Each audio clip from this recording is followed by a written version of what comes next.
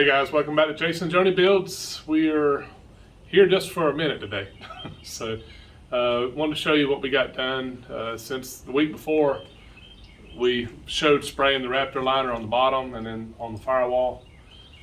I had some time yesterday to get it done. Joni had a bunch of stuff to run around and get done, so we got a little snippet of what I was doing. But anyways, we didn't feel like we would bore you with spraying this even more. But again, if this is your first time, we sprayed our Bronco with SCM rocket liner, and we tinted it the Caribbean Turquoise. So, and right now I'm absolutely happy with this, with the product and the way it laid out and the way it looks. So this has been a big deal to get done.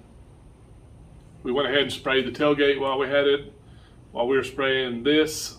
So we're done with the rocket liner, I hope. We bought 3 kits, that's enough. We spent a bunch of money on it. So it's sprayed underneath, on top, the firewall. We'll walk up there in a second and show you real quick what we did on the sides. So what we did is we wanted to go ahead and spray the top of our rocker here, because this is where your feet are coming in and out, you know, when you're getting in and out of the Bronco, and we're afraid this was going to get really scuffed up if it was just body color or painted just smooth. So what I did is I broke it right at the seam at both ends, and when we paint this, you know, of course the Bronco is the same color, so it'll blend right in, and then we can carry the smooth paint down the rest of the rocker. So this was just kind of thinking a little forward on trying to protect it a little bit more. We also got the fender wells put in. You guys remember I decided to bolt mine in. I went ahead and got the stainless fasteners. So it's all bolted in with stainless bolts. And looks really good.